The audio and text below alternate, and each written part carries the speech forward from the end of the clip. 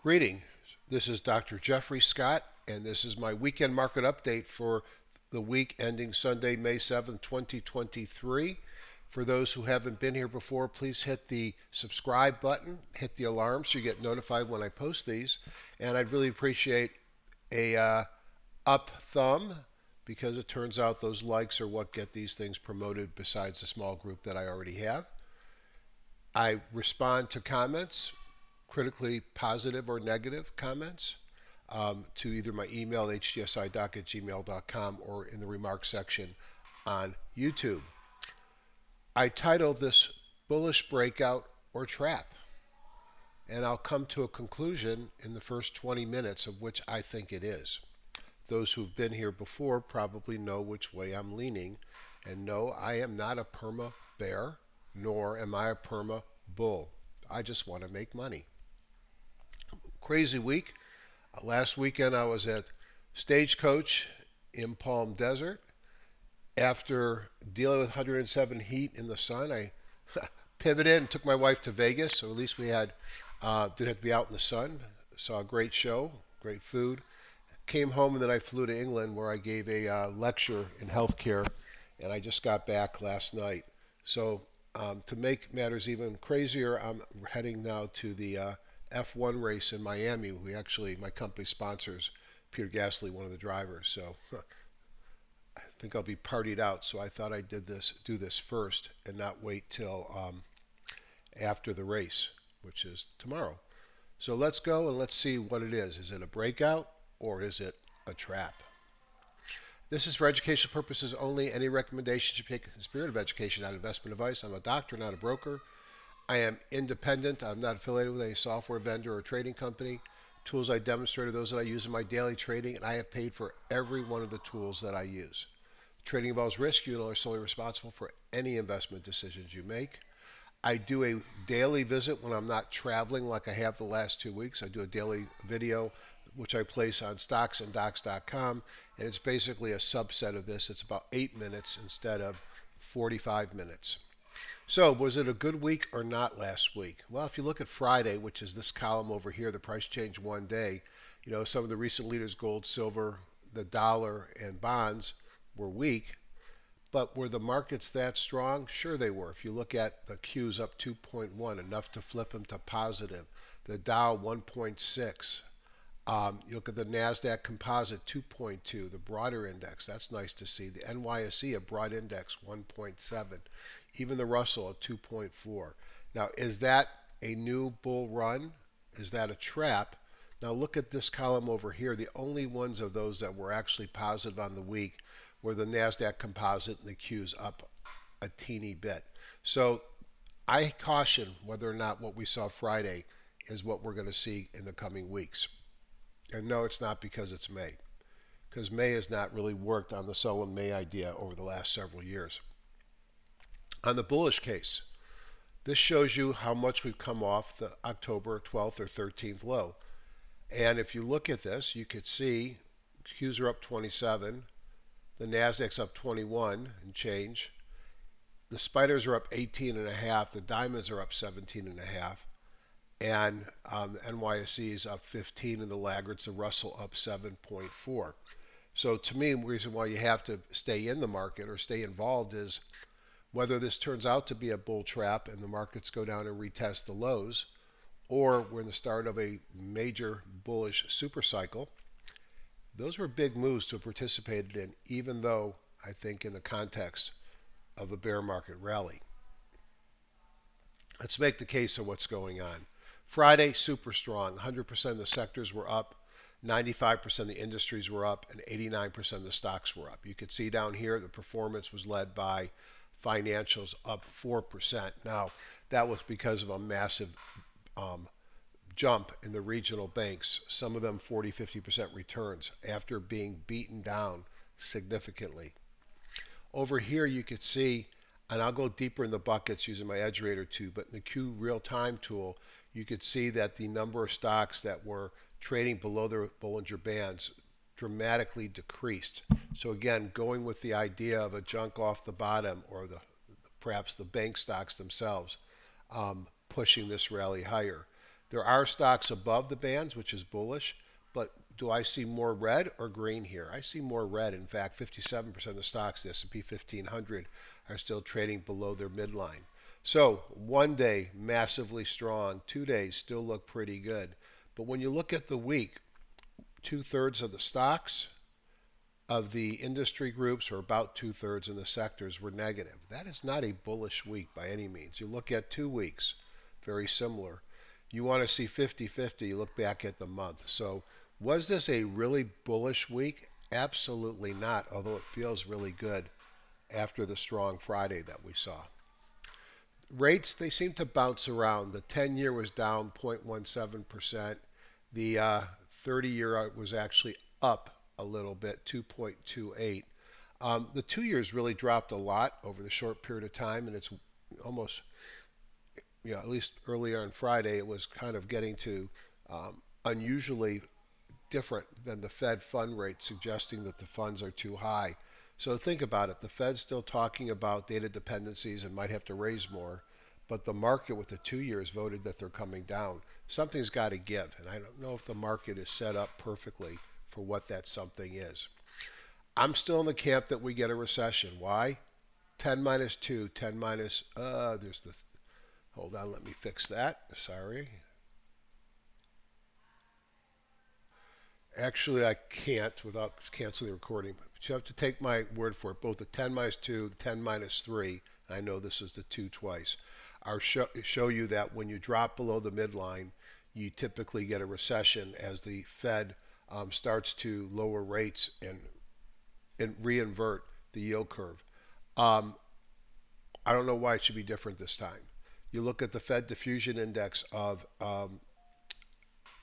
utilization of activity. When you drop below this first bar at minus 20, every time going back to the 70s, you get a recession, the gray bar. Why is it going to be different this time? Don't see much of the credit tightness that we saw in 2020 and the 2007-8 bear markets, but I'm still watching. Is a recession in our near future? I think it's a critical question. But I'm not sure that anybody knows the answer. Time will tell, because it doesn't always occur. You can find periods where it doesn't occur following these events. I'm still concerned. And then, did one day meaningfully change the breadth? Look at this. Looking at the data on the week, stocks above the 200 came down. Stocks above the 40-day came down. Even the 2121, the new high, new low index, came down. So breadth did not really change with the move that we had on Friday. Did for one day, but was not enough to change the week. The buckets. Yes, at the top line, 57% of the stocks in the S&P 1500 are now above their midline, or are below, rather, the midline of the Bollinger Bands compared to 70 the day before. So that's an improvement. When you look at this, you see kind of balance, a little bit more over here, but not a big signal. Go back one day. Was the market bounce on Friday a surprise? No, we were almost at 25% of stocks in the S&P 1500 below their Bollinger Band. Right now, this was an oversold bounce on Friday. If that's the case, we should see stocks that have been underperforming having done well on the day. Hindenburg Omen, we're not going to see them, but I keep putting this up here because I have been concerned about the number of new lows on the NASDAQ here, which hit 11.3 on Thursday and 12.8 on Tuesday. Came down a lot to 2.4, still elevated, and we actually saw some new highs pop up. So, are we starting to see more new highs? I don't know if I can say that yet. I hope so. Promising that the lows came down, the highs came up. Let's see what happens this coming week. Now, the NYSE has looked better throughout as we bounce back and forth between new highs and new lows. Not much new lows, and we actually saw some new highs on Friday. Market's bifurcated. What do I mean by that? Look at the stocks on the bottom. Now, there's not lots of stocks here, but you had a bunch of stocks with big moves on the weeks. Now, who are the lowest performing stocks? The bank stocks. Up here, again, not a lot of stocks. You had because most of the stocks you could see in the gray line are in the middle, you could see a big bump up here on the very high ERG stocks, which probably are a lot of the large cap techs like Microsoft. If you look at relationship to earnings, performance on the left, earnings on the right, more earnings as you go left to right, no correlation with performance. Again, junk off the bottom. You look at relative strength. Yes, if you had super high relative strength, you did better, but you also did better if you were weak. And group, I guess those stocks with the leading groups actually did a little bit better this week. Not a simple market, and certainly if you take away the tail and the head, you have a little bit of a trend higher, which I like to see. But this is an interesting pattern. Now, this week holds to have some more volatility. On the left, 1, 2, 3, 4, 5 different Fed head appearance. What do I expect them to do? Expect them to talk down the idea of a pivot. If they say they're cutting, rates, the market goes higher. If they say they're raising, the markets go lower.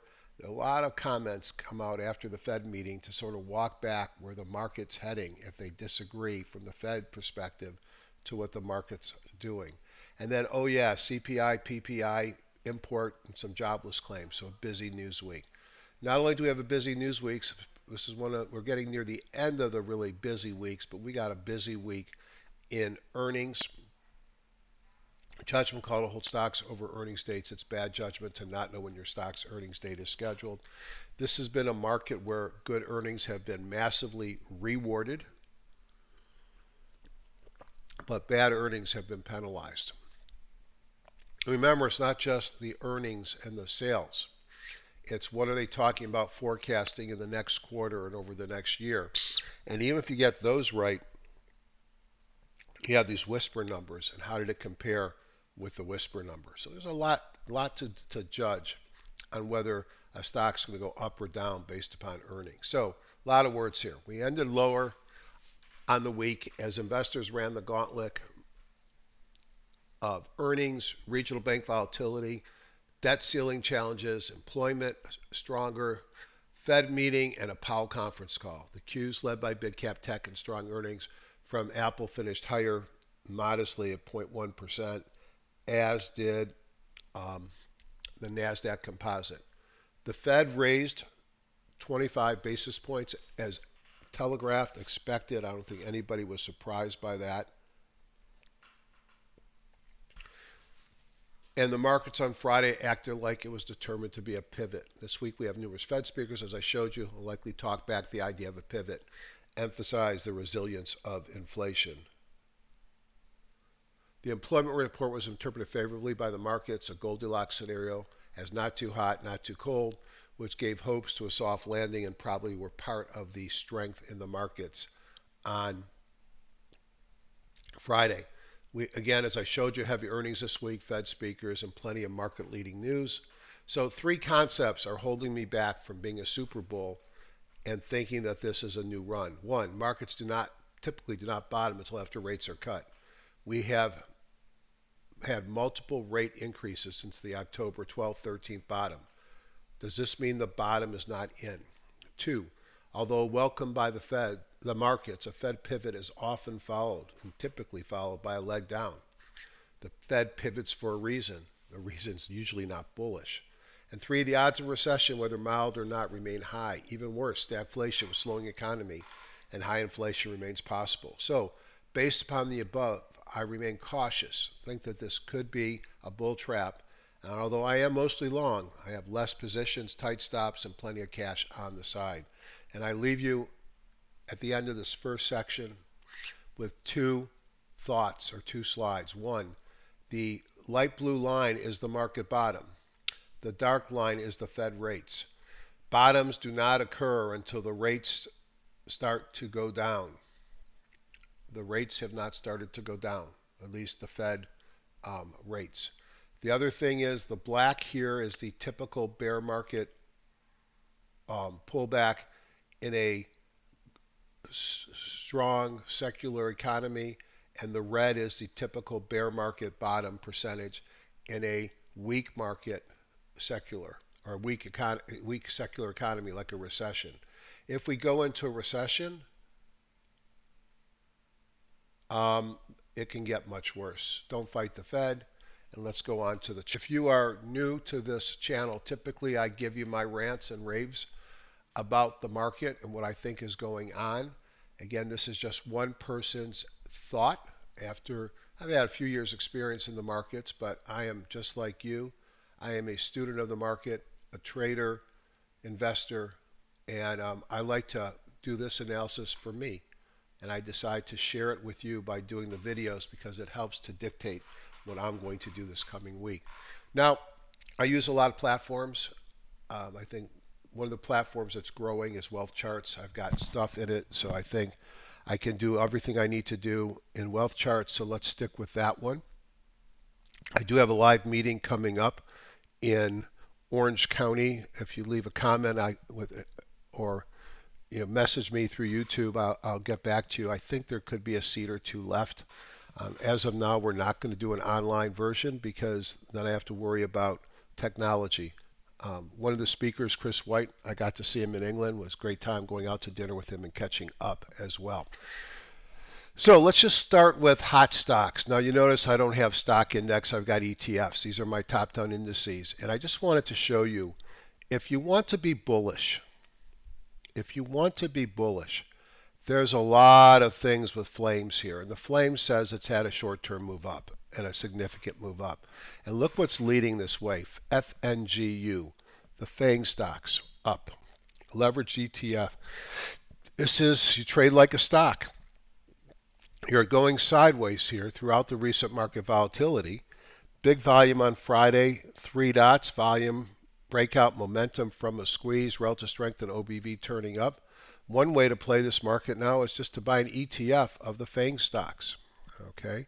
Then you get the Qs, international real estate, triple Qs, spider growth, international dividend, international spider world, and then down here home builders, and then another FANGs ETF or ETN. So there is strength in this market, but it's pretty much localized to growth. International probably driven because the dollar's come down and maybe those economies are in better place. And then we have a few things sticking up like home builders, which have been resilient. All right, now let's go take a look at let's go to my weekly market timing signal. So for those that are new, I have a 30-week WMA and I have my bongo, which is a trending indicator. My bullish signals, my price closes above the line and the bongo stays green. Both have to be present to be in a bull. Both have to be negative to be a bear. And if one or the other is up, then I'm going to be neutral. So there's been no change again. The spiders, the Qs, and the diamonds are all still in bullish territory. Note, we did cross below intra-week on the diamonds, but as I always say, it's at 4:05 on Friday after the market's closed for the week that you should look at this, because intra-week the signal change doesn't affect my overall stance. Not perfect because we've still got a bearish picture on the IWM. So that's my overlying driver, and even though I'm not a big bull right here, why I'm still exposed to the market long. Go look at the indices. Let's just start at the 5-minute on the spiders. Let's blow it up. And one could see that with the employment number, we had a major move up at the open. And really the markets traded higher the rest of the session. And not surprised with the weekend coming in for there to be some profit taking. So we closed off the highs, but really had a big move. And this will be seen in the other indices as well. So the spiders show us the strength during the day, and the strength that improved. It improved until the last hour or so of trading. So if we look at the daily charts, we can see we're on the spiders, the Qs, and the diamonds. We are above the 50 and the 200. On each of them, it looks like those have turned up. On the Russell, we are below the death cross, and the 50 is below the 200, and the price is below both of them. And it continued to struggle at this line here of support. So 3 look good, 1 looks bad. What else can I say? The MACD has turned over on the spiders, and we'll see if that actually does anything during this week. Nothing looks extended to me. If I had to say anything, this was a week of sell-offs and then a good day on Friday, which made us feel better, but the week didn't really move the markets forward. The Qs, again, the one thing that traded higher on the week, you could see the diamonds in the middle of their trading range, the Russell struggling. The VIX traded up early in the week but came down on Friday. And then the dollar continues to be bouncing around this new consolidation area. Weak dollar, obviously good for the market. On the commodities, with the let me just link myself to my Tastyworks here. Tasty Trade is okay, good. So with the dollar not doing much, you would have expected. Let's go back to the dollar for a second before I say not doing much. See, a dollar started the day positive and traded down, and the dollar ended up being down 0.14%. So with the dollar doing that, you might have expected gold and silver to have had a good day. But I think that employment number took risk out of the market. That's why the dollar was down. And that's why the rates were up, as we'll look at, and why gold and silver both came down. They both closed higher than they opened, sort of reverse of the dollar with green candles. But you could see 1.5% down on the gold, and on silver also about 1.5% down. These have had beautiful runs. They're, gold at least is near all-time highs. Oil, this worries me. Why is oil selling off here, even though it had a nice day on Friday? After you had this jolt by OPEC reducing production as I think sending a message to Biden about why he didn't refill the SGR. Why is oil coming off its highs? And why is it lower now than it was before they cut production? I think there's concern about utilization. As much as I like to see gas move, it's not moving. It's still basically dead. And then the 10-year, if you look at it on the week, very quickly, let me switch this to REIT. I always remember to highlight that and go to the weekly. The 10-year on the week was down a bit, 0.17%. But if you look at Friday, and I think Friday became a risk-off day, you could see the rates actually went higher. But we're, like the dollar, we're sort of in a bit of a trading range here at the lower part of the range compared to where we were back in March when the market started to sell off. Or February it sold off and the rates rose up into March. If we look at breadth, one thing I like to look at is what's the TLT doing versus the spider, because I know if the market starts to sense we have recession problems, the TLT is going to spike. It is not spiking, and the market is still out, stocks are still outperforming bonds. How about the issue of the breadth? And as I said earlier, one day doesn't fix the breadth. This is the RSP, the equal weight S&P versus the spider, the cap weighted. If the equal weight's doing well, we're going to point up here. If the cap weighted is, we're going to point down here. Clearly the cap weighted is leading. So those large cap, few names are driving the market. If we look at the Qs, the equal weights would point here. The cap weights would point here. Clearly it's the larger cap weights that are driving this market. If we look at semis, similar story. I don't know what to do with this one day, so I'm going to probably not say much. Maybe that's meaningful. I don't know. Just seems like an aberrant bar when you look at the other bars here. This is daily chart. But the message that I have here is that the cap weighted larger semis have been outperforming the equal weight XSD. Maybe something changed on Friday. If I look at 50 versus FANGs, the FANGs are just clobbering the 50, so large cap versus small cap growth, and Qs versus Russell favors the Qs, so not much change there.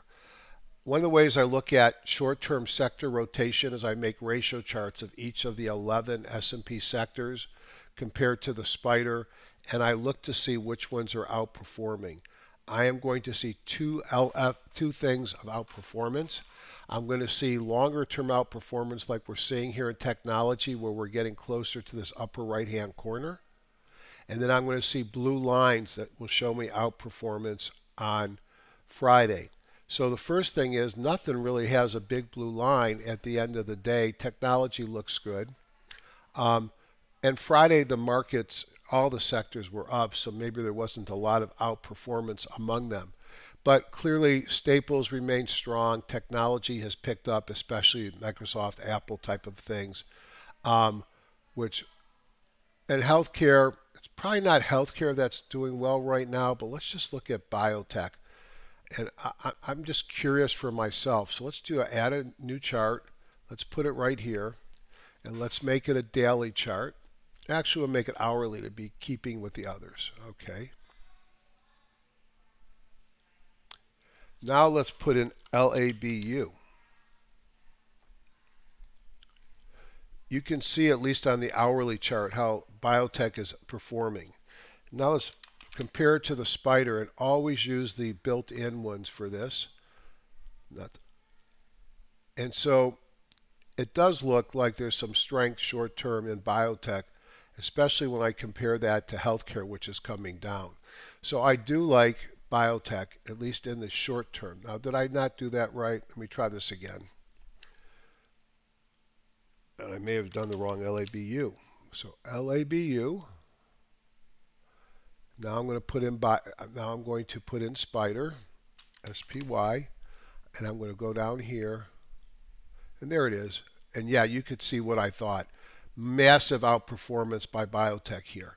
We've been talking about biotech the last couple of weeks, and frankly, my performance this week was really taken care of by TGTX, which I mentioned, I think, last week and the week before. A biotech that's about to have some sales come in that really had a great week. Maybe we'll look at it in a few minutes. So if I have to sit where we are right now, especially with the market signals on my timing model, I'd have to be more bullish than bearish. So let's look at my bullish scanners. Let's start with the heat map. Again, how can you not be bullish after Friday? Interesting that Meta, which has been such a big mover, was not a leader, just a little bit of a pullback consolidation and an incredible run. Wealth scanner. Let's not just look for the hot things. What's leading? So again, those same top-down indices, XBI, biotech comes to the top. That is a change. And you can see the big move biotech has had. Gold miners, FANG, Qs. And then we get the real estate, triple Qs, spider growth. So pretty much the same names here, but notice I'm not requiring the flame. Now, biotech is the only one above 800. So if I was a top-down person, and I am a top-down person, I've already built a list of the leading stocks and the top groups that we'll take a look at. But I might also just want to go look at my CAT scanner and look at biotech. So let's go into my CAT scanner. Let's find a list of biotech stocks. Now, let's see how many of them are actionable, because actionable does not mean I've had a big run and I'm extended. It means I'm at a position that I might have a setup. Well, first of all, this is a ton of stocks coming to the list. APLS, this is one that I think has already had a big run. Is it extended? Look at my high jump bar.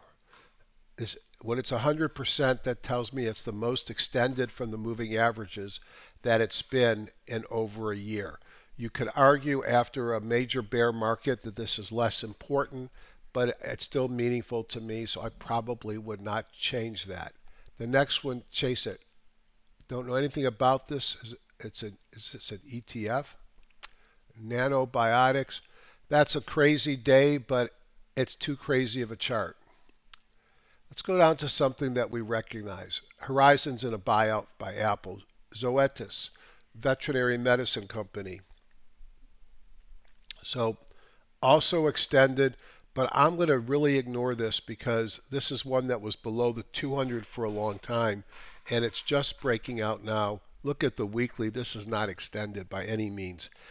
I see down here that I have 3 dots. So I have my volume, a breakout and momentum dot. I have the high jump at 100, but I told you why I'm not going to pay as much attention. Relative strength and OBV look good. Zoetis looks interesting here. Alkermes, pullback here. I require that in the scan, by the way, the recent pullback, breaking out above the 17. It had a breakout and a momentum dot. That one looks interesting as well, relative strength and OBV. So one way is to create a list of stocks within a particular industry group and go through them and find the leaders. Now I mentioned TGTX, and let's make this a little bit of a case study. Now I bought this at $8, and let's go back and let's take a look at the run that we've had here. Go back to where I bought it. I think I got into it back here. Yep, and I didn't get into it right away. This stock is a company that went from a cancer company to a multiple sclerosis company.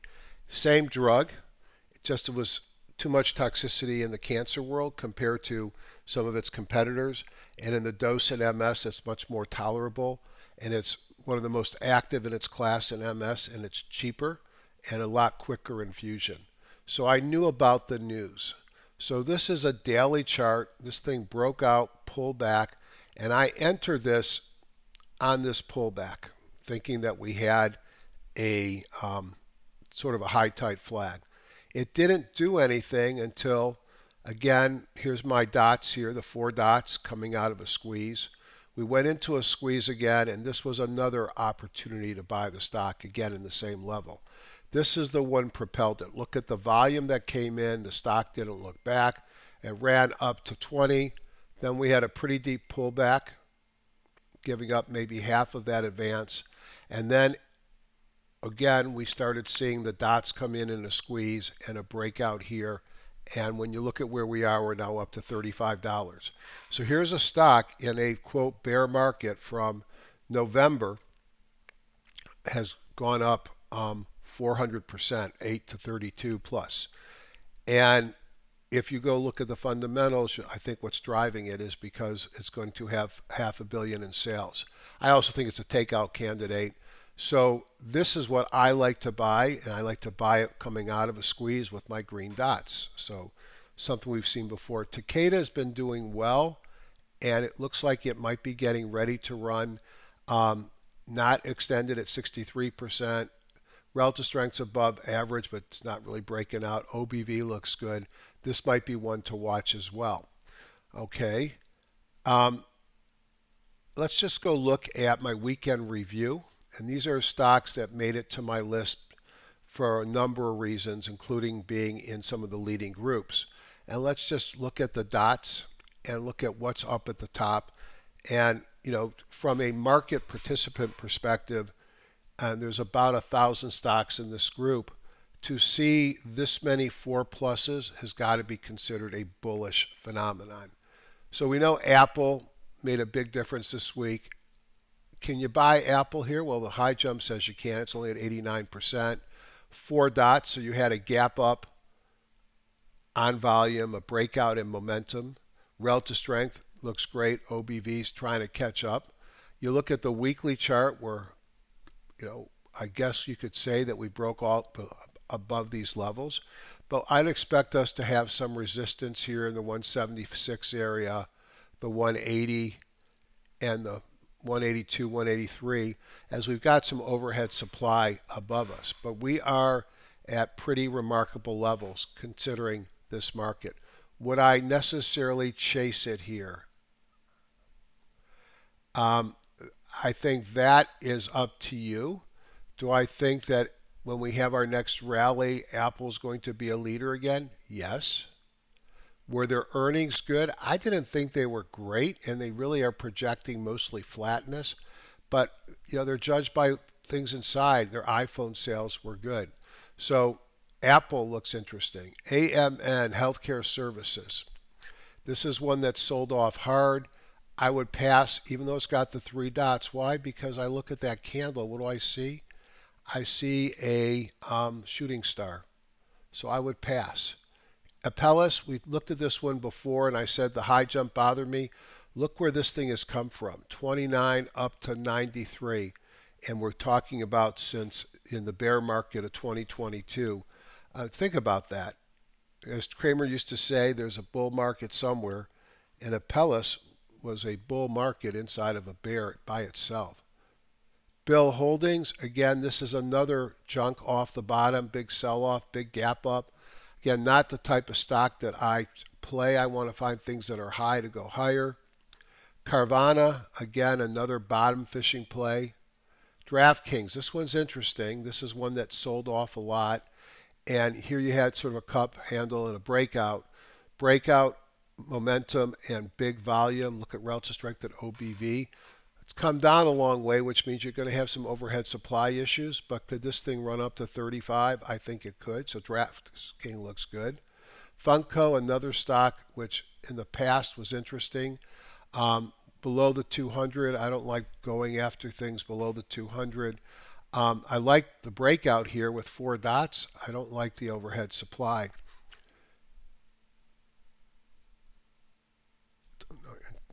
Don't know what this stock is at all. If it wasn't for where it finished,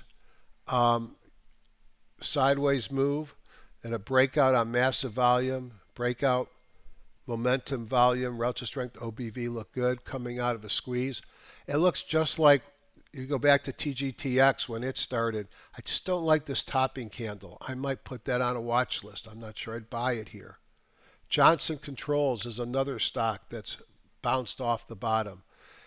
Now this one's more interesting to me because it took out its moving averages, massive volume, 4 dots, relative strength, and OBV look good.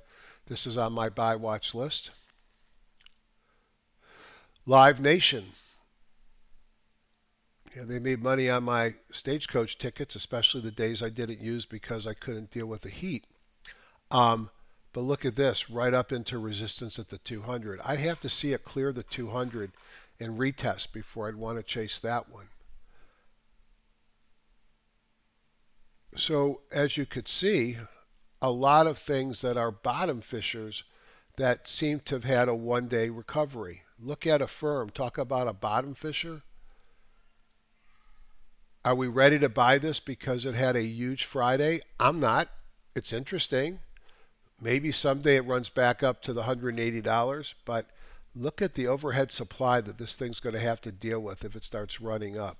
Yes, relative strength at OBV picked up. Maybe it's ready to run. It's just not the type of stock that I play. Now let's just go look at the bear scanner real quickly. Pull the cat scanner up, my weekend short review, and let's see how many things have 3 dots because there's no gap to the downside. Clearfield. First of all, you have very few, and you have maybe 600 stocks in this list. So here's something that broke down, closed green candle low there. I'm not sure that I'm going to be chasing that one. InvestNet. I'm looking for anything that might be a fresh shortable idea. Look at Empower. Again, it's had such a big move. The short was back here when the well signal fired, and we failed at the 50 and broke back down. Broke down through the 200, but I like to see it move back up and fail the 200 again. Tandem, one of my old favorites. Oy, thank God I don't own this anymore. This is why you marry your spouse, not your stocks. This one probably looks like an interesting shorting opportunity, breaking down after going sideways in this cluster of moving averages. The point here I want to just call out is there's not a lot of stocks to the downside compared to the bull scanner on the bullish review where we had so many 4 pluses. So that makes me feel a little bit optimistic. So let's sum it up here.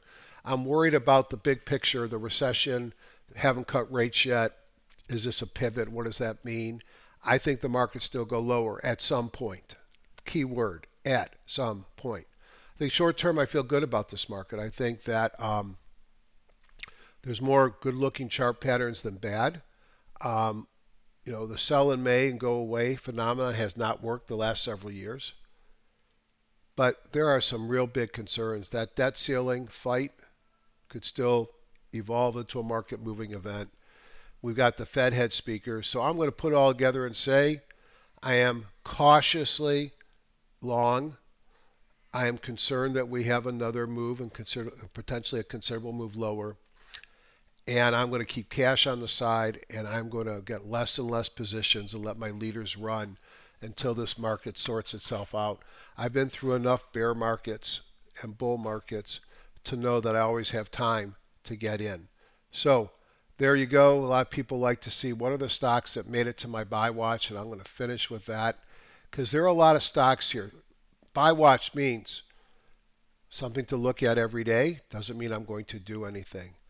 On the water side, I'm seeing some interesting moves in the water utilities. So the water looks interesting to me. This had a big gap up, closed on the high. Mueller Water Products, massive volume, 4 dots, relative strength at OBV. I like that pattern a lot. When it moves that much, it probably may pull back for a few days. So if I was going to buy it, I'd always be buying it above that prior close here because I don't want to buy it if it's going to come right back into congestion. So I want it to go higher. So again, by the way, these are not buy or sell recommendations. This is me thinking out loud of how I'm looking at things for education. We looked at JCI, open text. What a beautiful pattern here. Pull back into the 50, massive volume breakout. Hard for me to ignore that volume. Cold storage pays a little dividend. Not as clean of a chart, but kind of going sideways there.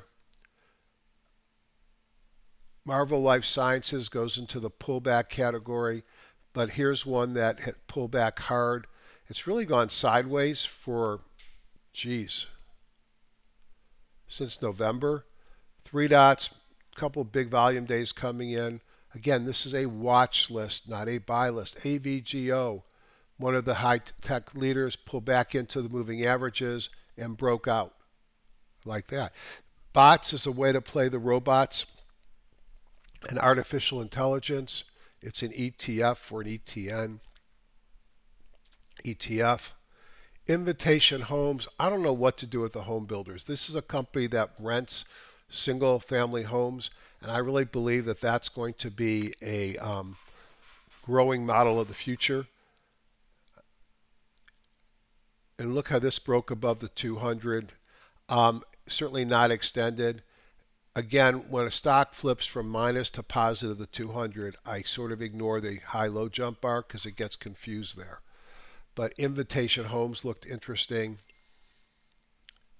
Shopify, one of the old friends, must have been on earnings, massive volume gap up, way off of its highs. Again, one to watch, but it's extended after this quick move, and I'd like to see it pull back some before I started chasing. And then speaking of chasing, this is one of the nicer pictures in biotech today besides TGTX, and this is VKTX, Viking Therapeutics, and I think it's mostly on some positive data reports. So these are some of the things that I put on my watch list. Aqua is another water story, and you could see a breakout here on big volume. So these are the ones that I put on my list. There are plenty of other pretty stocks. I don't put on my list things that are way too extended that I can't buy here. And then I have to scratch my head and go, what do I do? I mean, I've been out of my nail, and it's really done nothing since I got out of it. But when you look at Lennar, how beautiful. You look at Beezer.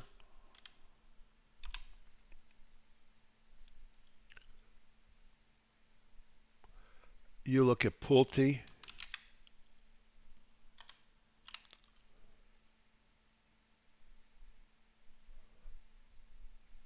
Oh, what is Pulte? PHM maybe? Pulte? Yeah, PHM. It's hard not to notice the strength in home builders. There you have it. So be careful. I'm going to put my bet on the trap versus the new bull run. But I got to play what my data says. My data says, especially on the spiders, the Qs, and the diamonds, we're still in a bull run. And just be careful. Have a great week. And please comment, please hit the like button, and I'll see you next time.